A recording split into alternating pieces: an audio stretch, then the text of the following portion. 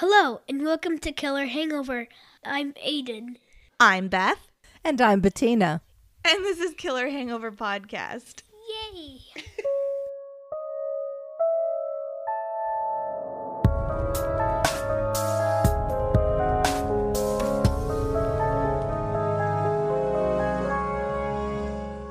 Welcome to episode 124 of Killer Hangover. And as you probably heard, we have a guest for today's show. Hi, I'm Aiden.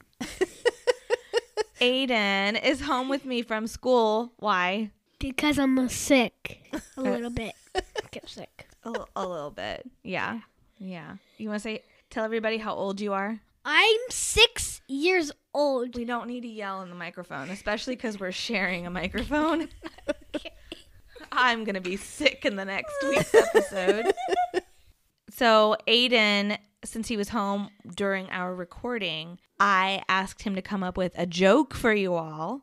Would you like to share your joke? Yes, please. Okay. What did the left eye say to the right eye? What does he say? Between you and me, something smells. The nose. Aiden, that's great. That is a good one. It's kind of funny. Hey, Aiden, Yeah? where do you find a cow with no legs? Where you left him? Where you left him? Right where you left him. Da, da, da. All right, man. Well, thanks for being on the show. Thanks You're for welcome. Now I'm going to go eat my lunch. It's good to see you, sweetheart. Now finish the podcast for me, because I need to go eat my peanut butter jelly. Go eat your peanut butter and jelly, you little weirdo. Bye. Bye. Oh my gosh, he is so stinking cute. He's something else. He's too cute, my little squish bug. Okay, so I know we're recording this in the afternoon, but I mean, we have to have a cocktail for the episode. Duh, yeah. So we're going to do something a little different, and even I don't know what we're doing. All I was told was to grab 3 bottles of alcohol that I happen to have on hand. Yep, I told her what she needed to grab, and she's going to make the cocktail, and she's going to, well, it's a shot, and she's going to enjoy it this afternoon. Okay. Since I'm knocked up again. Okay, Mom, are you ready? I'm ready. Okay, I found this on cocktailbuilder.com. So like Mom said, she has 3 alcohols in front of her. She has a 151 proof rum, a Kahlua coffee liqueur, and a Bailey's Irish cream. I'm excited. Okay, so first you're going to grab your Kahlua. Okay. And pour, so you're going to do a third of each of these liqueurs in the shot glass. Got it? I got it. Okay, so start with your Kahlua. Fill the shot glass a third of the way with the Kahlua. Got it. Hold on. Okay. And lick that drop because I love Kahlua. Okay, then with the spoon I told you to grab, use the spoon, kind of hold it over the shot glass, and slowly pour the Irish cream into the shot glass on top of the Kahlua. And just do that another third. Okay, can I lick this one too? Because this is my Yes. favorite. Yes. Okay, and again with the 151 rum, again over the spoon, slowly pour that on top. Okay. Finish off that shot with the 151 proof rum. Okay. All right. Okay. Now light it on fire. What did you think the matches were for? For looks? I had no idea about the lighting on fire. Okay. Okay, well, you're supposed to light it on fire, blow out the flame, and then take the shot. But if you don't want to do the fire, you don't have to. I'd rather not. Chicken. I'm sitting in my office with all my equipment around me. I'd rather not. Yeah, I am just chicken, kidding. but I'll drink this shot, and the next one I'll do downstairs in the kitchen, and then I will light it. I'll light it on fire. I haven't even had the shot yet. Okay, well, cheers, Mom. Enjoy your shot. Cheers. I will. Okay. I bet that was tasty. It was sweet, but it went down really smoothly. That is called the Lighthouse cocktail, and it has everything to do with my story, and I'm happy you got to enjoy it. Those are two of my favorite liqueurs, and I like rum, so I bet that was really good. Mm-hmm. Yeah. And I wonder if it changes the flavor if you do light it on fire. I don't imagine it does too much, but does it burn off the alcohol? Maybe I'll get back to you on that. Yeah, you should. Because I've tasted it this way. I'll let you know if it tastes Taste test the different. Lighthouse shot, please. Maybe I'll do a side by side like my sister likes so much. Mom, it is noon, so I was thinking about tonight. okay, good. Tom comes home and you're doing a side by side of like, well, I wanted to try this coffee liqueur and this one, and I wanted to try. I didn't light this one on fire, but I lit this one, and then I gotta light this one on fire. Jeez. Oh, all right, Mom. I know you have a big story to share this week. I do. In fact, I could probably make this into 3 episodes. Oh. Well, I'm happy I filled my Yeti up with water. I'm not going to, obviously, but this will be a little longer than usual. It was just a topic that there was so much information that I wanted to, well, I couldn't stop anywhere. So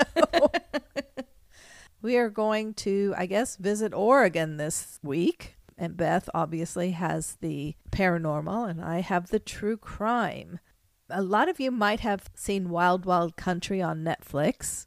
It's about the Rajneesh. I'm going to go a little bit more in depth at some places, but less in depth in other places. Here we go. Oh, this documentary was fascinating. I watched it when did that come out? Like a year or two ago? Yeah. They did it. I thought they did a really good job with that. They did. They did. And I will talk a little bit about it. All right. This is a quote. I am here to seduce you into a love of life, to help you to become a little bit more poetic, to help you die to the mundane and to the ordinary so that the extraordinary explodes in your life. That is a quote from Bhagwan Shri Rajneesh.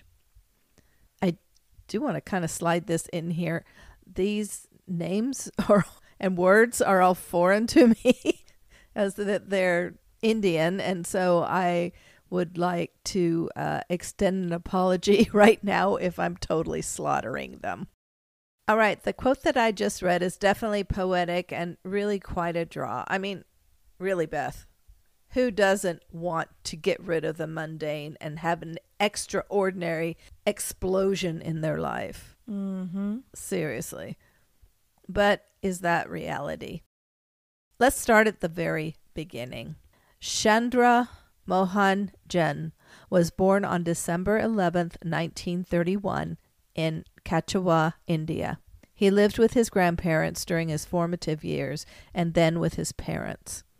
He was said to be very intelligent, but also contrary and rebellious, getting into trouble throughout grade school and high school. This attitude also caused him to be forced out of one college and into another. In 1952, he took a year off to meditate and search his soul. According to him, during this hiatus from school, he achieved enlightenment. I don't understand. I've always tried to meditate.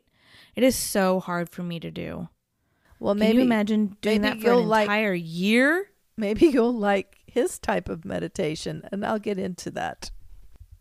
This enlightenment didn't seem to be enough because Chandra returned to school and graduated with a philosophy degree, after which he went on to receive a master's degree in philosophy. But again, his radical views put him at odds with the college, and he was dismissed. Eventually, he became a professor at the University of Jabalpur. During this transition, he was also spreading his ideas about spirituality, Remember, he had been enlightened, so he was spreading this enlightenment. Now I have to insert here that his ideas were unconventional, to say the least. For instance, he taught that sex was the first step in achieving super consciousness. And he was very open about that. And he taught that openness about sex. If you feel like having sex with somebody and they feel like having sex with you, it doesn't matter if you're married, which he didn't really believe in because it constrained you. He didn't believe in having children either because they constrained you also. But if you wanted to have sex, no matter where you are. Yeah. Just I saying. remember that from the documentary. In 1964, he started holding meditation camps and recruiting followers. 2 years later, he quit teaching and fully engulfed himself in spreading his spiritual teachings. The, quote, sex guru, as he had become known, was someone conventional people and institutions totally steered away from. But also somebody that attracted many looking for, well, I guess an escape from the mundane. By 1970, Chandra, who had changed his name now to Bhagwan Shri Rajneesh, or just Rajneesh, had an ashram in Prune, Italy. According to the Merriam-Webster Dictionary, an ashram is a secluded dwelling of a Hindu sage. Also, the group of disciples of the Hindu. It's a religious retreat is another definition of Okay. ashram. At his retreat, Rajneesh introduced the practice of dynamic meditation, which was supposed to allow people to experience divinity. Before I go on, I want to quickly describe the 5 steps of dynamic meditation. So, Beth, when you think of meditation, what are you thinking? Well, just quiet and like trying to find your inner self, and you just try to like find that total, turn everything off. I just can't do any of that. And how would you go about doing that? Probably in a quiet space. What would you be doing with your body? Would you be sitting? Well, everybody, yeah, you sit cross-legged. Like that's what I've always seen people do, or just sitting somewhere. Or laying down. I've seen people meditate by lying down. I was subbing 5th graders the other day, and I had to take them to the gym. The gym teacher wasn't there. So they were already sitting in their little spots. And I go, okay, kids, while we wait, we're going to meditate. And I swear, all of them crossed their legs and did their fingers, and were in the lotus position. I mean, all of them. And they started humming. So even like to the 5th graders, that's what people think of. Okay, now erase all of that. Okay. This is dynamic meditation. First, you have to be kind of physically fit, and you'll figure that out as I go. The meditation goes for an hour, during which you have your eyes closed the entire time. Now, you do this in a room of people or do this by yourself. So it could be in a crowded room. So I fall asleep is what I would do. No, you wouldn't, because you are standing. You are not sitting. Step 1. That sounds horrible. Erratic, very fast breathing, during which time your body is moving. So you're breathing in real fast, letting out. I mean, I would hyperventilate because this goes on for 10 minutes. Okay. And the whole time your body is moving. So your arms are swaying, you're bending over, whatever your body wants. I mean, your eyes are closed. So this is a total self thing. Okay. Self-contained thing, I should say. All right. Step 2. You let all of your pent up emotions, frustration, sadness, anything that you're holding inside, you let it out by screaming and laughing and crying, shouting, hitting, whatever it takes to let the madness that is inside of you out. This is a very physical activity. So the way that I've always pictured meditation, that's the normal way though, right? Like this is a totally different. Yes. Okay. Remember, He's very different from ordinary. That you do for 10 minutes. And it's loud and it's aggressive and it's just screaming, and some people are crying and some people are laughing. But again, you have your eyes closed. It's very physical. Step 3, jump up and down with your arms raised over your head, all the while shouting, huh, huh, huh, huh.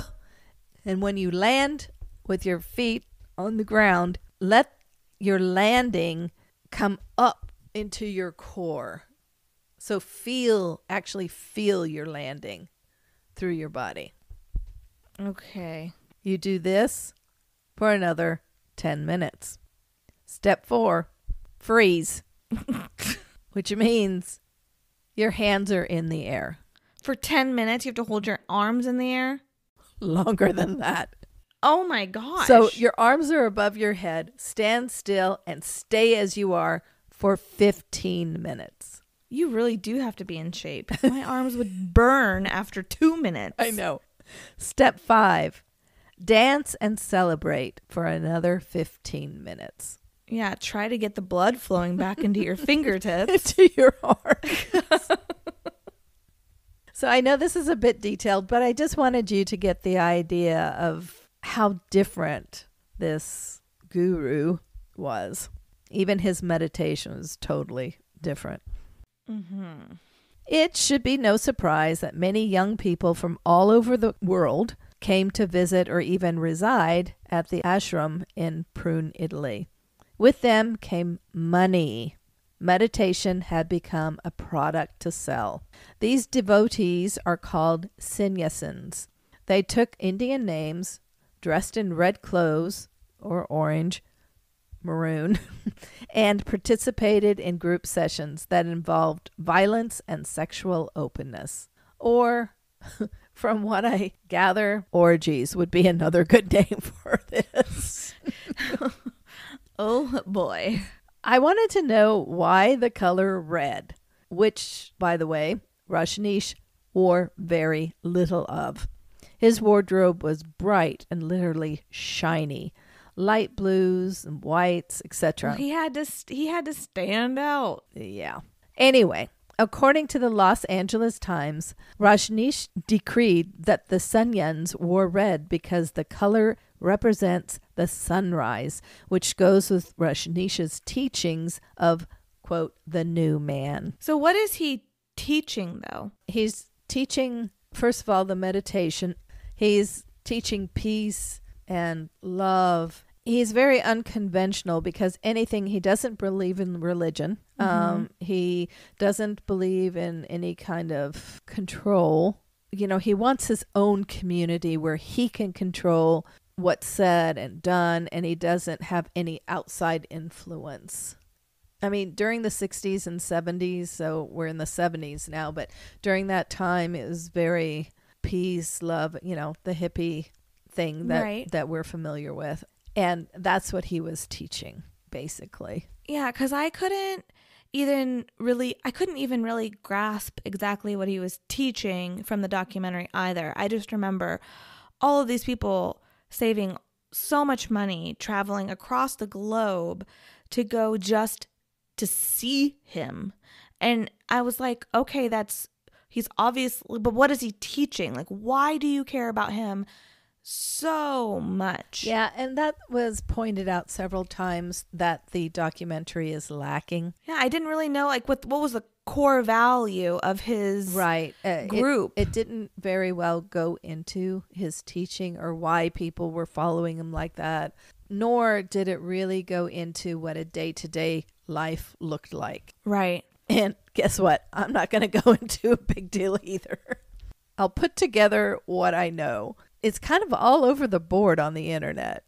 So it is really... I don't really know if there was like I don't know if they necessarily had like a mission statement. Like I don't know. Right.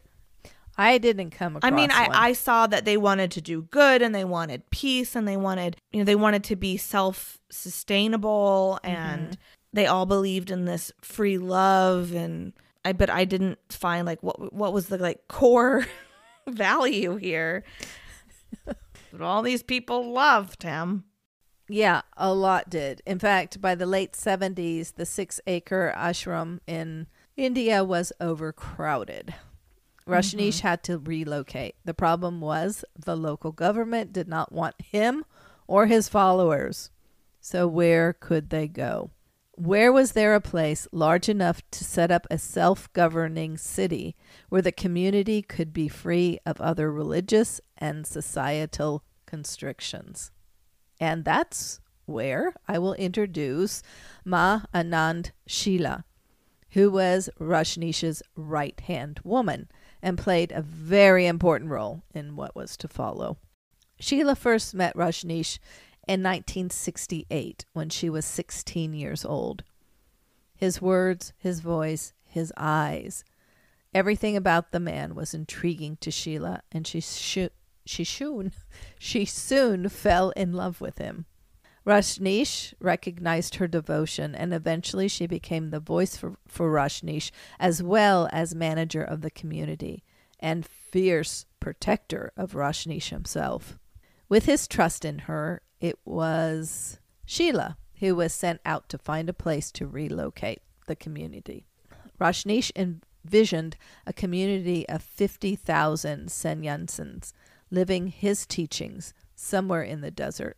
Sheela found a 64,229-acre property. That's about 100 square miles. So it's big. How many football fields, Mom? It's very big. To bring you back to what was that, episode 2? God. Football fields. The property is in Central Oregon, known as the Big Muddy Ranch, right outside of the small town of Antelope in Wasco County. The ranch was wild, dry, with a lot of rocks, hills, very little water, if any. Not what one would call real productive farmland. In 1981, when the Rajneesh bought the property, Antelope had a population of 50. That would be 50. It had a post office, a general store, a school, and a church. It was a town where retirees bought a house if they were searching for peace and quiet. Boy, was that ideology shattered after the red-clad Sannyasins started pouring in. And pouring in they did. Oh my gosh, I remember this in the documentary. These people are, I know. 50 people, are just living their small little lives. They're so content with their just small community and their little traditions and their little families. And then all of a sudden, buses and buses of these people in these red cloaks and red sweats. And Yes, and as you guys probably or sense from what she's saying, she's talking about wild, wild country. And again, if this episode intrigues you, you really, really have to watch it. oh, just visualizing all of this is crazy. Yeah, and there's no way I can cover everything in this episode. So Wild, Wild West really goes... Wild, wild country. Yeah, Wild, Wild West. Wild, Wild Country really goes into it as a 6-part series with real footage, which I think is awesome, and real interviews. And it does a really good job in showing both sides of the coin, if you will. You'll hear how the citizens of Antelope felt, as well as how the followers of Rajneesh felt about him and what attracted them to his teachings. And these people, I mean, even now, they're much older. They haven't been in the commune for many, many, many, many years. Even now, they cry when they talk about it. And they're just like tears of gratitude that they were able to live there. Tears of sadness that people outside the community didn't understand them. It's anyway, you have to watch it. It's just an excellent documentary. Okay. So back to the story. In 1981, and with Ma Anand Sheela at its helm, construction was started at Rajneeshpuram, which was formerly Big Muddy Ranch. It took close to 3 years, but after construction, a city had been built. complete with townhouses, a fire department, police, restaurants, electric power plant, a large shopping center with a pizza parlor and boutiques, which of course only carried red clothing. Yep. An airport, public transportation, a sewage plant, a reservoir, and farms. And these farms were all organic farms. Yeah, and keep in mind when they moved in, this was like desert. Yeah. Yeah. Like that was so impressive to me because it was just this desert, deserted, not cared for, dry land. And all of a sudden, in 3 years, not all of a sudden, but in 3 years, they worked their booties off and made these beautiful, lush farms. And they built everything from, it was incredible to watch. It was. And the residents worked 24/7. They took shifts. Oh, yeah. They'd work for like 16 hours.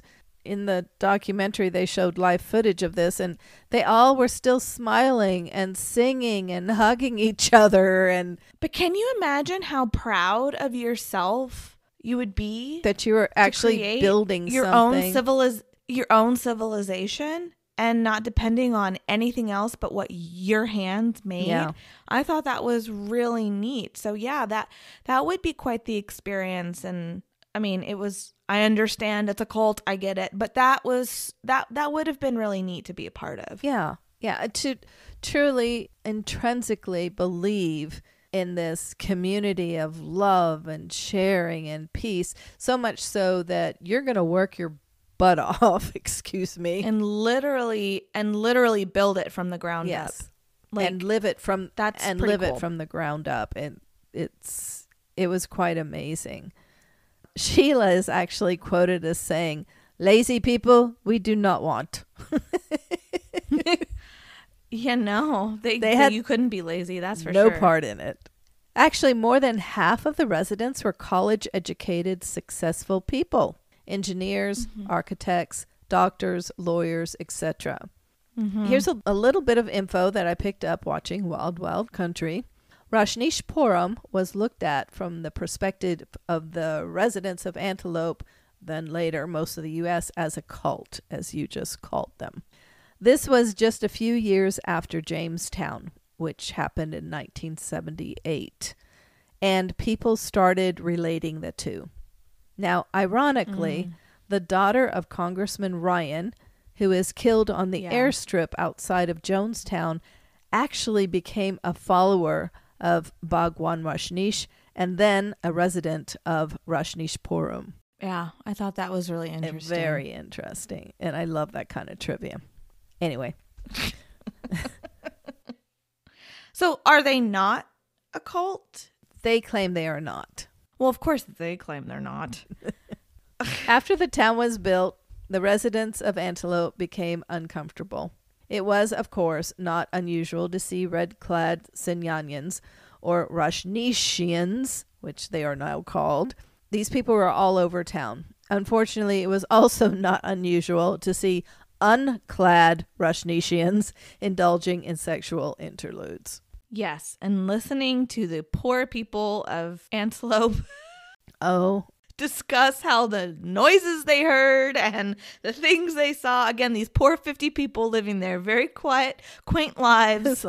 I drove into town and there's two of them people having sex on the bridge. Yeah. Yeah. You know, I can definitely see their point of view. Maybe, yeah. I'm sorry, but I can see their point of view. I mean, have as much free sex as you want, whatever you want to do, but keep it. But go keep it go in do it in your commune. You've got this huge desert. You can do it outside of the town. You have 100. Yeah, I mean, they have to understand that not everybody agrees with this free love teaching. So go do that on the commune. I'm sure that, that's, but don't go do that in somebody else's town. Right. Somebody else's yard. They just, whenever they felt like it. The Antelope residents wanted the Rajneeshpurams out of their town. You think? They started by attracting the attention of lawmakers that the land Rajpuram sat on was zoned as agricultural land, not residential. Uh-oh. To fight against that, Ma Anand Sheela began buying property in the town. First houses, then moving on to businesses. The properties were either already on the market, or Sheela would offer the owners an amount they could not refuse. Now, there is nothing illegal about that. Then, in 1982, a vote was held in Antelope. On the ballot was a yes or no vote to, and I know this word is not a word, but I'm going to throw it out there anyway because that's what we do. We never do that, I Mom. was like, We never just make up words. Yes or here. no vote to unincorporate or not. That's a word. That has to be a word. Unincorporate? I don't know. My pad has it underlined as nah. I think it sounds like a word. They also were voting for city council members. The town's slogan, better dead than red. That's why they were willing to unincorporate. By this time, the nation had heard about the new, quote, cult. So media poured into Antelope. The residents of Antelope had no chance of winning. There just wasn't enough of them. They lost the vote to unincorporate. And not only that, but the new city council consisted of Rajneeshpurams and one Antelopian. The first bit of business was to rename the city. From Antelope to Rajneesh. Public buildings and street names were changed as well to Indian names. This started a new fear. What if the Rajneeshpurams set out to get control of more of Oregon? Maybe even the whole state. Oh my gosh, can you imagine? No. Sheela had no qualms about vocalizing and defending Bhagwan and his followers, as well as throwing out cuss words to the people, hurling accusations at her and Bhagwan. The first time on the actual footage where she's cussing, it blew me away because here's this very tiny, very quote peaceful woman, and she's letting the F-bomb just fly, and her middle finger's up, and then the interviewer asked her a question, and she's like, "Well, that's just tough titties."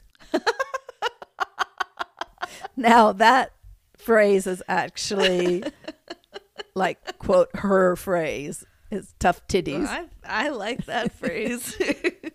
In July 1983, 3 pipe bombs exploded at the Hotel Rajneesh in Portland, Oregon. The attack caused $180,000 in damages, but no one was killed. Sheela was pissed. Yeah. She was mad in every sense of the word. And she was like the face of all of this. He really kind of took a back seat. He did. Like, he took a vow of silence. So yeah, I was just gonna say, wasn't he silent? Yeah. And like, I remember too, he had so much money. Yeah, he was buying all those cars. I'm gonna get into that. Oh my gosh! But yeah, he wasn't even like doing anything anymore. Nope. He wasn't He's talking. just sitting on these piles of money. He's taking his vow of silence, and then she's dealing with everything. Everything. Yep. Here's a quote that she said: "When Jesus said, 'Turn the other cheek,' we take both of their cheeks." Weapons. Yeah, this is where it started to go downhill. Were for introduced to Rajneeshpuram. Guns, and more guns. There were guards everywhere, all carrying semi-automatic weapons. Even Sheela wore a side holster with a handgun. And they were all trained to use these guns. I mean, they would have practice every day. At this point, Oregon lawmakers started paying real attention to Rajneeshpuram. Oregon Attorney General David Frohnmayer concluded that the city was an arm of a religious organization which violates the principle of separation of church and state. Sheela grew more vocal and volatile, appearing on the news and on talk shows. It was almost a strange month, maybe even a strange week, if one didn't see Sheela on TV. She was everywhere. And the Rajneesh movement was gaining momentum. Communes were established all over the world. In America, there was a lot more land and cities to overtake. Sheela was on a mission. The Wasco County elections were coming up, and Sheela had a plan. Well, actually, several plans. In order to win More like a con. In order to win the elections, there have to be plenty of people to vote, okay? So they had actually started this first program right after the cities started being built. They would send pairs of Rajneeshans all over the United States, all over. One of the pair was a natural-born American and the other an immigrant. The two had to prove to immigration authorities that they were indeed a couple. In fact, the couple would be married and live where they had been sent until a green card was issued and the immigrant became an American citizen. Then the couple would move back to Rajneeshpuram and go back to the person they had been with before the move. This, by the way, is immigration fraud. Sheela had implemented this system shortly after the town was built, but time was running fast. The elections were right around the corner, and this was a very slow process. Then she thought of and implemented the Share a Home program. Oh, this is horrible. In September 1984. The Rajneeshans would take a bus to the skid rows in various cities, all over the United States, inviting the homeless to Rajneeshpuram. There, they would have shelter and food and beer. Beer. They would give them a beer as they got on the bus. Its purpose, Sheela said to the media, was to, quote, to share with some people who have been less fortunate than we have, end of quote. The real purpose was to bus these very grateful individuals to Rajneeshpuram, and after they got settled in, to take them to get registered to vote in Wasco County. Yep. Only this turned out to be not such a brilliant plan. Many of these homeless had histories of mental illness. It was not surprising that the intellectual elite of Rajneeshpuram and the homeless did not get along. The arguments got so bad that Sheela held a meeting of the homeless, blaming them for all the upset that was going on. 250 left on their own account. Sheela came up with a plan. Again, can you imagine being the people that live in Antelope? And then you have all these buses of these Homeless. of homeless, and just more people just brought. That just would have been Just another thing. Yep. Sheela came up with a plan. To keep the street people calm, Haldol was secretly added into kegs of beer that the street people drank. Everyone was allowed 2 beers a day. Now, Haldol is like almost like Valium, but I think a little stronger.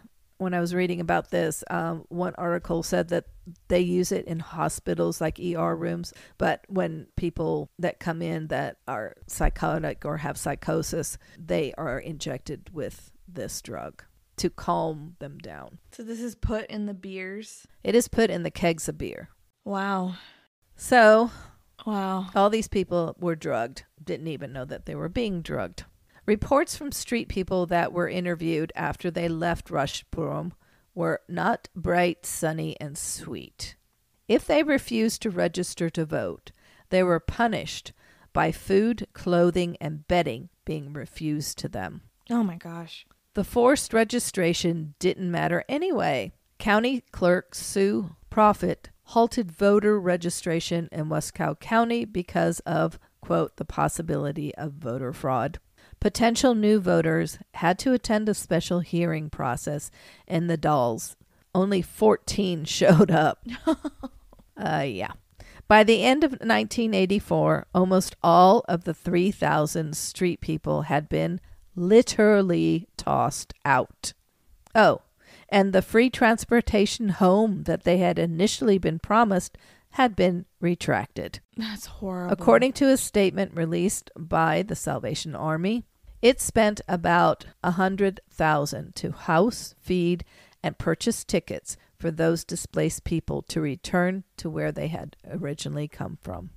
Shortly after the Share a Home program started, people in the Dalles started getting really sick. Over 700 people, and I read someplace it was like 750 people, 45 of which were hospitalized. From what? Doctors soon realized that it was a form of salmonella that these sick people all had. Now, salmonella is usually found in meat. Bad chicken, bad beef, bad fish, that kind of stuff. Mm-hmm. These people hadn't eaten any of that. After extensive research, it was found that the salad bars in 8 different restaurants in the city had been contaminated with this special form of salmonella. The salmonella was later identified in a lab in Rajneeshpuram. From the descriptions given, I gather that chosen Rajneeshans went to the 8 restaurants and covertly sprinkled the lab-made salmonella on everything in the salad bar. So hold on, the Rajneeshs are getting other people sick? Yeah, that they went out into the community of the Dalles. The Dalles is like a town. Okay. And they went out there and secretly dumped the salmonella on the salad bars. But why? Why? Because they wanted them out so much? Do you ask why? To lower the number of voters, of course. Oh my gosh. So were they planning on killing all these people? Or making them super, super sick. The event Oh my was and gosh. still is the largest bioterrorism attack in America. That's horrible. Now back to Bhagwan Rajneesh. He had come to the U.S. to live in 1981. He, of course, lived at Rajneeshpuram, but had vowed silence. Thus, Sheela was his spokeswoman. Now, every afternoon, he would drive one of his 93 Rolls-Royces Yeah. around the property. The sannyasins would line the road side by side, singing or playing music. Now, they were not allowed to line up behind each other or stand behind each other. Yeah, they had to stand like side by side. And they told them the reason was Rajneesh wanted to see all of their faces. But the real reason was in case someone was carrying a gun and hiding behind somebody. So a gun to shoot Rajneesh. Sure. So it was a protective I don't trust you thing. And how could Rajneesh see their faces? Because for the most part, he just looked ahead and drove and raised his hand a little bit with his, multi-diamond wristwatch. Oh, yeah. Oh, yeah. I mean, even at this time, it's like, what are these people following, though? That's what I just don't get. Like, I understood, like I said, of the whole building your own community and your own from the ground up. Like, that's really cool. But like, okay, but now what are you following? What is the point? What is your objective? Well, lining up every afternoon to watch Rajneesh pass by was a very sacred time of the day for them. To see their master was a totally spiritual moment. Oh, people would sing and dance and put flowers on the car and, just worship this guy. And this was the only time that they would see him. Things had slowly started to crack. In 1985, Sheela started suspecting that her beloved leader was on drugs. There were reports that he took 60 milligrams of Valium every day. That's a lot. That's a lot. And throughout the day, he would take hits of nitrous oxide, which is laughing gas.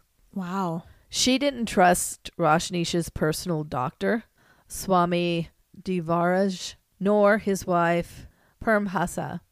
They were a wealthy couple from Hollywood. Sheela felt that they were pushing her out of her position by giving Bhagwan lavish gifts, such as the large diamond-encrusted watch that Bhagwan always wore. Rajneesh was known to love lavish, expensive, shiny things. Now, here's a little bit of irony. Sheela claims that she never gave into this passion of the Rajneesh. Although, when she was on Johnny Carson, she said that she wished the Rajneesh had more Rolls-Royces. like, 93 isn't enough. She said she wished they could gift him a new Rolls every day of the week. Again, but why? He's not even talking to anybody. Like, who? Why? Why? I mean, if he was preaching every day or, giving guidance or anything, but Seeing that Rajneesh was on drugs and flaunting his expensive jewelry, Sheela was done. First, she had one of the Team Sheela, I'll call them Team Sheela, Senyans inject the doctor with poison at a very crowded gathering. The doctor testified he became so sick that he ended up spending 2 weeks in the hospital. Now, this didn't work. So Sheela and her group fled into the night. Rajneesh later stated that he knew nothing of her leaving until she was gone. But Sheela and several others say that almost 300 Shanishans followed her to the airport to say goodbye. So how could he have not known? That's a lot of people. well, he is doped up on Valium, so. In September 1985, right after Sheela and her group left, Rajneesh broke his silence. In his speech, he berated and belittled Sheela, calling her and her group a gang of fascists. He claimed that the attempt on his doctor's life, the bioterroristic attack, arson, wiretapping the commune, and the attempted assassination plot against U.S. Attorney Charles Turner were all Sheela. He was totally in the dark and had never, nor would he ever, give his consent for any of that. He went on to invite authorities to investigate the crimes, which they did, and they did find that Sheela and her group were guilty. Most of her loyal friends were still with her in Germany, so all were arrested and extradited back to the U.S. for trials and sentencing. Sheela pleaded guilty on 22 July 1986 to first-degree assault, the bioterrorism, to conspiring to commit assault against Judge Holtz and Commissioner Matthew. She attempted to setting fire to a county office and wiretapping. She was sentenced to 3 20-year terms in federal prison, which was reduced to 4.5 years. Yeah. I don't know how that happened. Sheela was released from prison in December 1988 after having served 29 months. Then she was deported back to Germany. Sheela later moved to Switzerland and now runs 2 care homes for older, handicapped, and mentally ill patients. That's terrifying. The 74-year-old still resides in Switzerland and, in fact, lives at one of those care homes.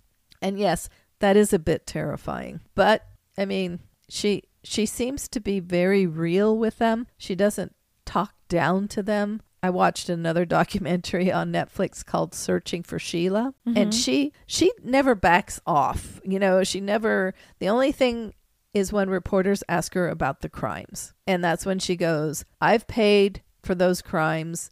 I'm done. It should never be brought up. I'm done with them. Yeah. That's the only thing that she does not talk about. Otherwise, she'll talk about almost anything. And she's real with the residents from what I saw. Talks to them about death. She talks to them about, you need to talk to your mother and father. I don't know, maybe she is the best person for a job like that. Well, and you have to think, this is not giving her an excuse by any means, but she was doing what she thought was right. She was working for Rajneesh, and she was trying to just provide for him and protect him. Do whatever she could and protect him, exactly. And the community. Yeah. Yeah. And so, no, she didn't make the best choices, but she did pay for those, I guess, 4 years. And I don't know. I just find it so odd. Rajneesh was just like, no, I had no idea. I was just taking my laughing gas and one of my cars and driving around. Didn't know anything about anything. In September 1985, Rajneesh stated that he was not a religious teacher, again blaming Sheela for phrasing things as if he were. He changed his name to Osho, and his disciples, who could now wear any color they wanted, burned 5,000 copies of his book entitled An Introduction to Bhagwan Shri Rajneesh and His religion. So he titled his book And His Religion, but it's Sheela. But he's not a religious teacher. But it's Sheela who promoted him as a religious teacher. And in the book, the Rajneeshams, or his teachings, were described as a religiousless religion. Oh my gosh. The burning of his books, as well as Sheila's robes that were left behind, was his way of ridding the commune of the last traces of Sheela. Sheela was not the only one who attempted to sneak away. On October 28th, So hold on. He led the book burning? Uh-huh. Did he write the book, or did she write that No, book he for him? wrote the book. And then he told everybody to burn it? Just burn that. But he wrote several books. And the books documented all of his discussions and all of his dissertations and his teachings. So they were taken straight from basically his script that he would use in front of his crowd of adoring disciples. That's what the book contained. So was he trying to get rid of that? I see. And claiming that he was not a religious teacher? I don't know. This doesn't make sense to me because he somehow found out that he was up for immigration fraud. So what does he do? He rents 2 Learjets, and then he and 8 of his disciples secretly fly from Rajneeshpuram. Final destination was supposed to be Bermuda. And I think it's because they don't have an extradition rule. Yeah. But the planes had to land in Charlotte, North Carolina, to refuel. FBI agents arrested Osho for immigration fraud. Initially, he said he was entering the U.S. for medical treatment. He had something wrong with his discs. They were deteriorating. He did actually go to a hospital, but only twice. Otherwise, he was treated on commune. Then he later applied for a visa as a what? Oh, religious teacher. Oh my gosh. See, this doesn't make sense. Here's a little interesting tidbit. When authorities arrested Osho, they found on board many pieces of luggage, a large amount of cash, and an orthopedic throne-like chair. Okay. Well, he had to have been in a lot of pain if his discs were deteriorating. That would be... Yeah, that'd be painful. That would be painful. Osho ended up spending 12 nights in a federal jail, then was released on a $500,000 bail, and the promise that Osho would drive directly to Rajneeshpuram and stay away from airplanes. So Osho ended up pleading guilty to the immigration charges at his trial. At this point, he just wanted to return to India. And that was, in fact, the deal. He had to leave the country immediately. After Osho returned to India, he continued to teach, but it was pretty obvious that his health was declining. Sometimes the words he used during his teachings and preachings didn't make any sense. He would kind of ramble on, and it just didn't make any sense. He did, however, come up with a new meditation, and he named it Mystic Rose. In this meditation therapy, one has to laugh for 3 hours every day for a week. What? Then the next week, you have to cry for 3 hours every day for a week. Then the last week, you have to be in complete silence for 3 hours every day for a week. Wow. There you go. That's different. I mean, I don't cry that often anyway, and to make myself cry for 3 hours every day. For 3 hours? I mean, for an entire week? I'd have to think of something. Even just laughing would be bizarre. I'd have to call you. I don't know. That's crazy. It is crazy. 58-year-old Osho died from congestive heart failure on January 19th, 1990, at his commune in Pune, India. His ashes are kept at the ashram in Pune. After his death, the commune was renamed the Osho Institute, and today it is known as the Osho International Meditation Resort, which is said to attract around 200,000 visitors a year. So this is still attracting followers? There are now hundreds of Osho meditation centers around the globe. I will tell you that in order to enter one, you have to take an HIV test. If you fail, you cannot enter. Osho was terrified of AIDS. Now, granted, the whole AIDS scare came out in the early 80s, but he was terrified of it. In one report I read, said that yes, sex was a free thing and was promoted, but condoms had to be worn as well as gloves. At first I thought work gloves, but I don't know. We don't need to get into this. I wonder what his reaction would have been concerning COVID. If he was that afraid of AIDS, what would he have thought of COVID? He would have gone insane. Oh, I don't think he was very sane to begin with.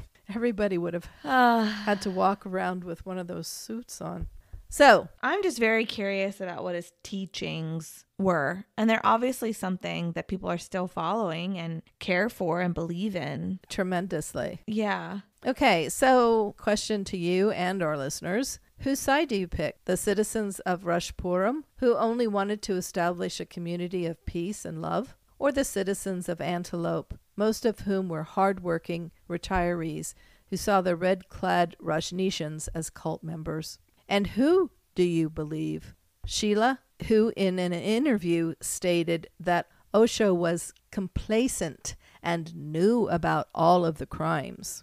Or Osho, who returned Sheila's comment by, quote, "She's on hard drugs. Maybe she's angry because I never made love to her," unquote. To this day, Sheela professes her love for Osho, even though he treated her so badly there at the end, and adds that he was also in love with her, no matter what he says. Now, I know that this was a longer true crime, but I actually left some things out to keep it from being like 2 hours or, 3 episodes. For more information, as we said, watch Wild Wild Country. It's done well. And although it doesn't really go in depth about the person that is Rajneesh or why people were so enamored with him, to find out a little more about Sheela now, Netflix has Searching for Sheela, which came out in 2021, and it's also very good. It's Sheela in present day. That's what I got for you.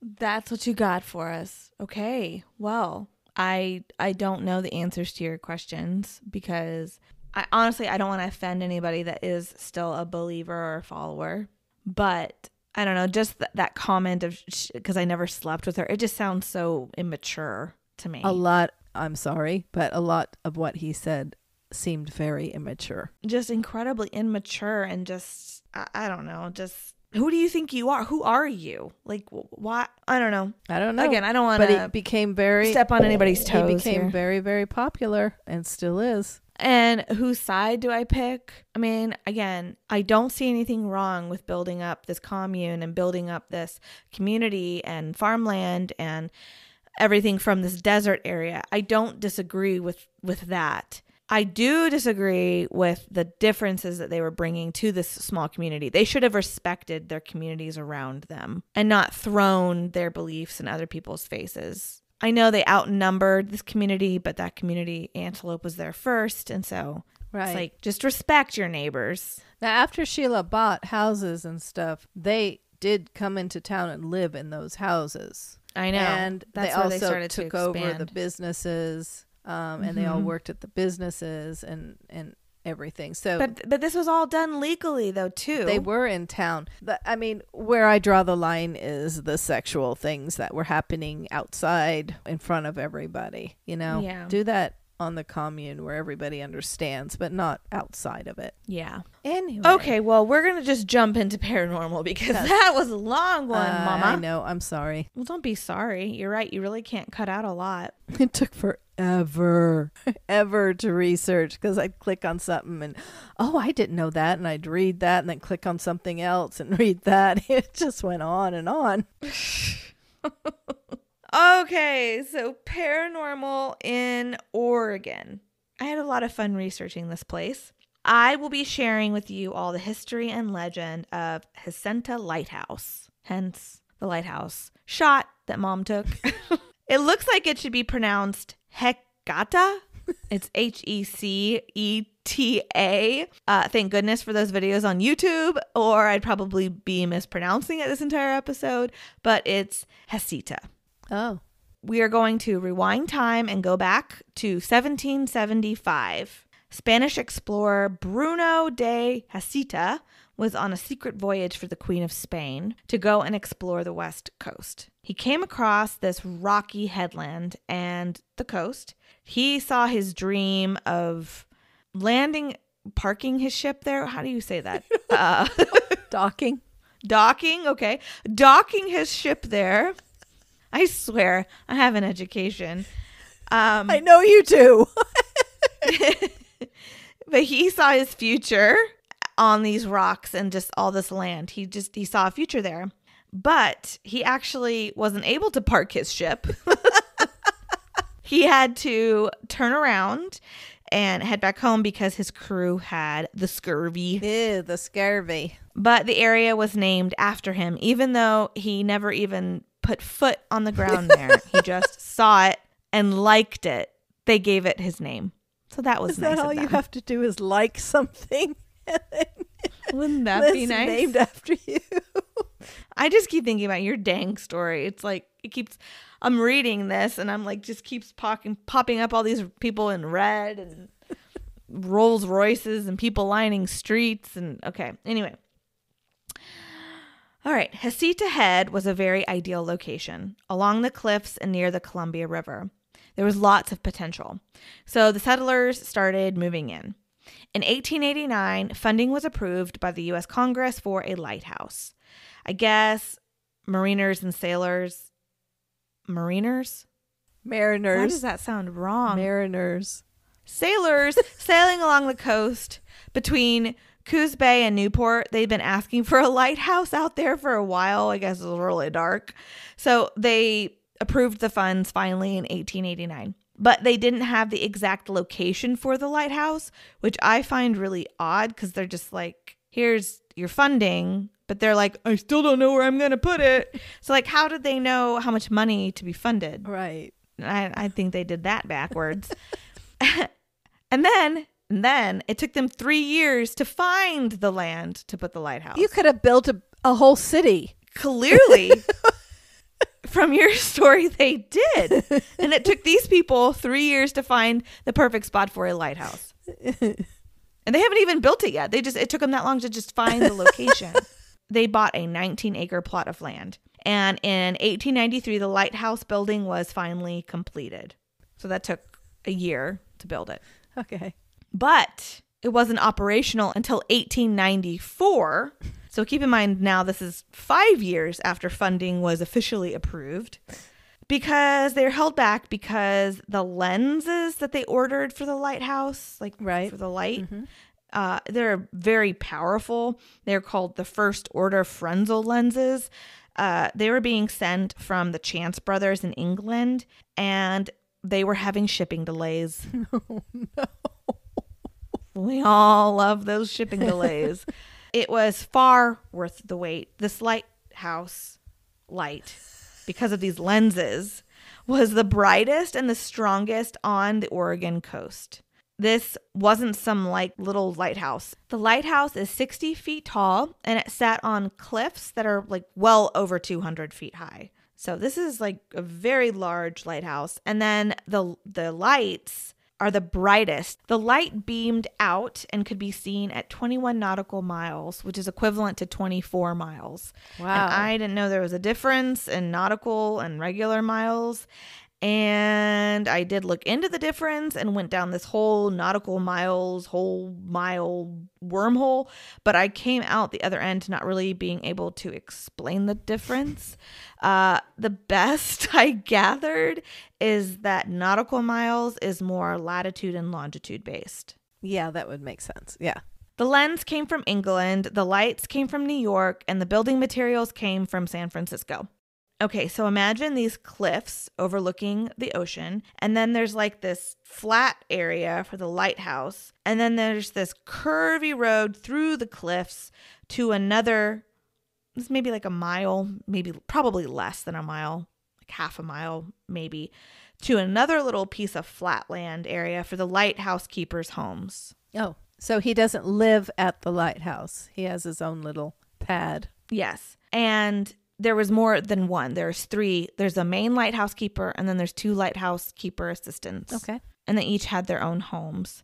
But these building materials, they were put on rafts and then sent down the ocean. And because these people are up on cliffs, right? So the people on the boats with all of the materials would push the materials overboard at Cape Cove, and then everybody would just have to wait for these materials to float ashore. Oh my gosh. Yeah.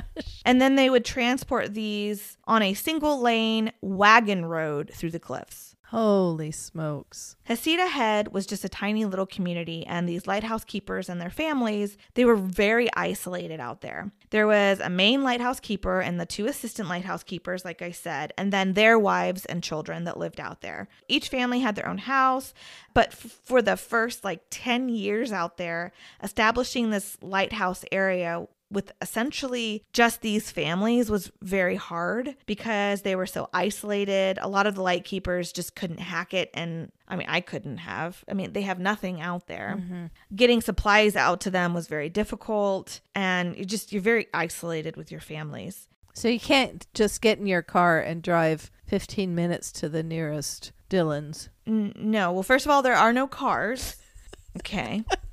And second of all, they don't have a Dillon's. And yeah, you're just totally off there. What if you don't like one of those families?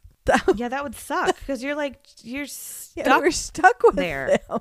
The first lighthouse keeper that was out there, his name was Olaf Hansen, and he was there for 15 years.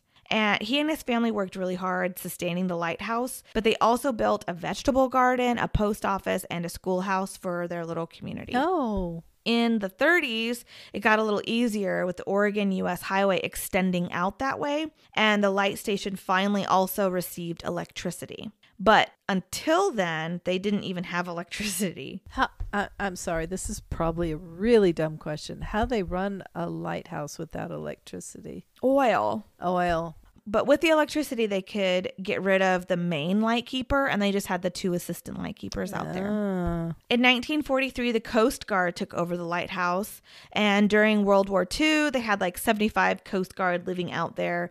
They built a temporary barracks, and they set up camp. They had a 24-hour surveillance with the men and their dogs just watching the coast constantly during World War II. Mm-hmm. In 1963, the whole lighthouse went automated. So they didn't need lighthouse keepers any longer. Oh. The living quarters and the buildings that remained went to the U.S. Forest Service, but all the buildings just kind of sat there. They had caretakers and they were maintaining them, but nobody was living there really. In the 70s, they rented out the living quarters to Lane Community College as a satellite campus. So the students would live upstairs. They knocked down a wall for a classroom downstairs, and then upstairs they had bunk beds for the students.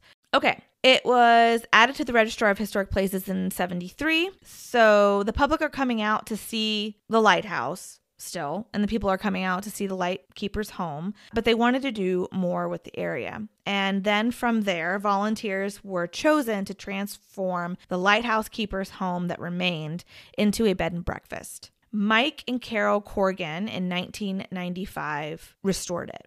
The lighthouse has been restored as well, and it's all painted and everything to look as it originally did in 1894 when it was first all built. Their daughter, Michelle, now runs and keeps up the restorations of the bed and breakfast, and it's just darling. They did a very good job. The house is, just imagine the most picturesque. They have weddings there now all the time, but just the most picturesque white home with the shutters and the oversized front porch, and the view is just stunning. You have the cliffs and you have the ocean and just the crashing waves, and then just up the little road still that's now a path, you can go to the lighthouse, and it's gorgeous. And of course, I read reviews, and they were all just glowing reviews, pun intended. The view, like I said, is gorgeous. They have fireplaces in every room, and then you have this gorgeous lighthouse. It just sounds so cozy to me. How many rooms does it have? Do you know? There are 6 rooms. They can house 15 people at a time. Wow. So they have wine and cheese and cozy blankets to sit out on the oversized front porch. You're greeted by a plate of cheese and crackers and chocolates and nuts, and you can choose between beer and wine. What? Why are you laughing? Picture this plate of cheese going, hello, welcome. Okay, that shot is finally hitting her. It's big. Oh my You gosh. said the plate of cheese welcomes them. Every room gets cozy blankets and a flashlight so that you can walk the grounds up to the lighthouse at any time of day that you want. And of course, they have a resident ghost. The ghost's name is Rue. Legend says that Rue was the wife of a lightkeeper, and that's R-U-E. And one day, one of her 2 daughters fell off the cliffs and drowned. Oh, no. Rue left Heceta Head with her remaining daughter, leaving her husband behind. But in her death, she comes to pay tribute and tries to find her daughter out at the lighthouse. Okay, that's one legend. Another says that the daughter drowned in a pond on the property. Another legend says that upon her daughter's death, Rue jumped from the cliffs, killing herself. Oh. So how do they know the ghost that's there at the bed and breakfast is Rue? And does this legend have any fact to it? Yes. Well, there is an unmarked grave up on a hillside by the lightkeeper's home. The plants around it are all overgrown, and it is unknown who is buried there. Was there a lightkeeper's wife named Rue? We don't know. Wives and children of the lightkeepers were never recorded. Interesting. Just the lightkeepers, not lightkeeper plus 4. Nothing. It was just lightkeeper's name. Well, darn it. So we have no idea. So where does the name Rue come from? Well, back when Lane Community College had the building, there was a lot of paranormal activity occurring in and around the home. Teachers, students, visitors, they all experienced something. So they, of course, used a Ouija board. Yeah. And upon asking the name of the spirit that was with them, the planchet spelled out R-U-E. So from there, that's the name that is used. Ah. Rue is not a malevolent spirit. She is not even really spooky, but so many have felt her presence. If you believe the legend that she was a lighthouse keeper's wife, then it seems that she is just there overlooking the home still to this day. I'm sure back in the day when she lived there, that was her job, the house, maintaining the kids and all of that. So I think she's just still there doing that. The housekeeper feels her presence every time a guest leaves and she goes to clean a room. Huh? Many times she will make a bed and turn to do something else. And then when she turns back around, there's a spot on the bed where someone had sat down there, like an imprint in the bed. Some report hearing a woman crying, which can be fitting to the legend. Mm-hmm. Yet others, and actually most accounts, recall a woman dressed in Victorian era clothing, not a white dress, a Victorian era dress with gray hair. She's seen walking the halls, and some have even seen her on the grounds. A mist is also seen around the grounds of the house as well. Orbs are seen. Another common thing the resident ghost seems to do is move people's items around in their rooms. A lot of people will report missing items from their rooms. Oh. But they always turn up before the guests check out. There's some forgetful guests there, or else the wine's really good. So my favorite story, and I heard it a little different each time I read it, but there was a former lighthouse keeper that had gone to the attic to fix a window that had broken. And as he was replacing the window, he's holding up the window to set it in. And in the window, he sees the reflection of a woman in a Victorian dress with gray hair standing behind him. Oh, that would be so scary. Yeah, he got totally spooked and he dropped the glass and it shattered everywhere and he left the attic. Well, that night as the lightkeeper slept, he was awoken to the sounds of sweeping and broken glass above his head in the attic. The next day, sure enough, the broken glass was all pushed together in a tidy little pile on the floor. Oh my gosh, that's crazy. This place just seems really magical, cozy to me. Maybe because we're in that cozy season right now. The fireplace on, a nice blanket on my lap, the changing leaves, a good book. I can only imagine all of that with the view of the ocean and the lighthouse and the crashing waves. I bet it's just gorgeous. Now, the B&B doesn't promote the ghost legend. they share it. And they do have a book there where guests write their ghost stories in Oh, it. that would be interesting to read. So they don't shy away from it at all, but they aren't like, hey, come and stay at a haunted B&B They don't either. advertise it. Yeah. Yeah, there's really no need. They do say that Victoria's room, where the lightkeeper, that used to be the lightkeeper's room, is the most active. And others like to stay in the Cape Cove room because in the closet, there's a door that leads to a side, like a secret staircase that leads up to the attic. But the door to the attic is locked, so I don't really know if they just think getting up on the stairs is cool. interesting. I don't know. I mean, secret door is pretty cool. So, like I said, I read reviews and I wanted to share a few. Thank you. I think I only have 3, but the reviews are really fun to read. Again, everybody just has raving reviews. I guess there's like a 7-course breakfast Oh, that you get in the morning. Why didn't we go there when we were in Oregon? It's probably nowhere near where we were, but it's like $600 a night. Oh, there you go. That's why we weren't there. This is kind of a little special treat place, I think. Yeah. I'd like to go.